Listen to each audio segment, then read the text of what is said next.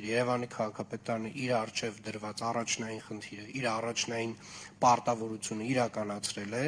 եւ իրականացնում է, եւ կարծում եմ այս անգամ բավականին հաջող եւ արագ է արձագանքը մեր ստացվել։ Մենք ունենք նաեւ հունվարի 1-ին նմանատիպ մոտավորապես նմանատիպ ծավալների տեղումներ եւ մենք կարծում եմ կրկին պատրաստ ենք լինելու։ Կարծես թե ձեր հույսերը չարդարացան, պարոն Ավինյան, որովհետեւ հունվարի 1-ին հենց այս հոլովակը ուղարկեցի քաղաքապետարանի այն ստորաբաժանման ղեկավարին, ով անձամբ է իրականացնում քաղաքի ձնամաքրման ու սանիտարական աշխատանքները։ Ողջույն եղբայր, այս բան ռեսուրսները շատ սակավ են, որովհետև ամբողջ գիշեր աշխատել են, plus դրա այս գիշեր եւս գալու է տեղումները։ Անկեղծ ասած մարդկային ռեսուրսի խնդիր ունեմ, առավոտյան նոր կմաքրենք, չեմ խափի։ Հասկացա, լավ գոնե առավոտյան։ Հաջորդ օրը արդեն ոչ թե առավոտյան, այլ 18:00-ի դրությամբ Ղափանցյան փողոցում կրկին նույն իրավիճակն էր։ Ու կադրերում տեսնում եք, թե մեքենաները ինչպես են փորձում պայքարել դուրս գալ տվյալ հատվածից։ Կրկին փորձեցինք կապ հաստատել ԵԱՍՄ հիմնարկի պետի հետ, սակայն մեր զանգերն ու հաղորդագրությունները մնացին անպատասխան։ Այդ նույն ժամանակահատվածում ԵԱՍՄ հիմնարկի պետ Սաշ Կատվալյանը Facebook-յան իր էջում գրում էր. «Ի հեճուկս բոլոր անկապ խոսացողների, ԵԱՍՄ համայնքային հիմնարկի ամբողջ աշխատակազմն աշխատում է ուժերի գերլարումով։ Հավելենք, որ այս նյութի տակ մի քանի անգամ մեկնաբանությունների դաշտում տեղադրեցինք հենց այդ նյութը, որտեղ երևում է, թե մեքենան ինչպես է պայքարում դուրս գալ, սակայն նրանք ջանասիրաբար մի քանի անգամն էլ հեռացրեցին մեկնաբանությունը»։ Խոսքը, եթե ես անհասանելի եմ լինում ինչ-որ քաղաքացու, դուք իմ համար ընդամենը քաղաքացին եք 1,100,000-ից մեկը։ Եթե ես ձեզ պատասխանում եմ ու ծանրաբեռնվածության պատճառով կներեք ձեզ չեմ գալի ձեր դուռը մաքրեմ, բայց ասել եմ, որ կմաքրենք անպայման։ Ըստ առաջնահերթություններ կան այս քաղաքում։ Ու դու դրանից հետո դնեք գցեք, այլևս ինձ չգրեք, շնորհակալություն, ես ասել եմ մարդկանց կգան այդ փողոցը կմաքրեն ամենայն դեպս։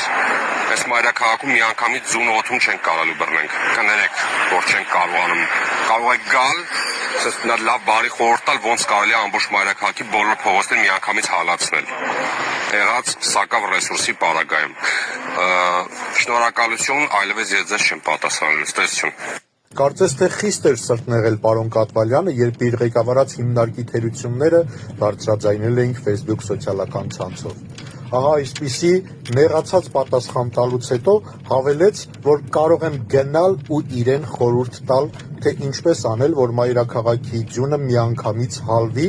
կամ պարզաբանեց, որ իրենք չեն կարող ձյունը օդից բռնել։ Բայց ոչ մեկ չէր ասում, որ կարող եք օդից բռնել։ Ձյան տեղումները դադարել են արդեն կեսօրից, իսկ դուք, պարոն Կատվալյան, 3 արդեն ասել էիք, որ առավոտյան կմաքրվի։ Սակայն ինչպես տեսնում ենք, որևէ աշխատանք իրականացված չէ ու դեռ մի բան էլ դուք եք նեղանում։ Հարցը թողում եմ որպես ռետորական, որովհետև վստահաբար չեք պատասխանելու։ Ինչ պատասխանեք։ Որևէ աշխատանք չեք արել, համարս տեղափոխել եք որպես անցանկալի զանգերի ցուցակում գրանցված համար, որպեսզի այլևս չանհանգստացնեմ ձեզ,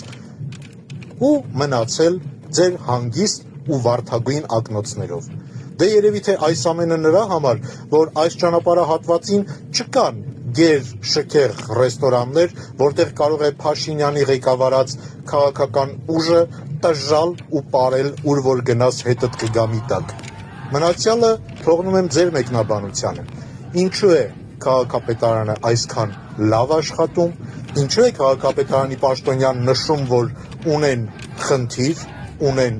սակավ միջոցներ, եւ ինչու է երկրի վարչապետի աթոռը զբաղեցնող անձն ասում, որ մենք գումարի խնդիր չունենք, ապա որտեղ է ծախսվում այդ գումարները։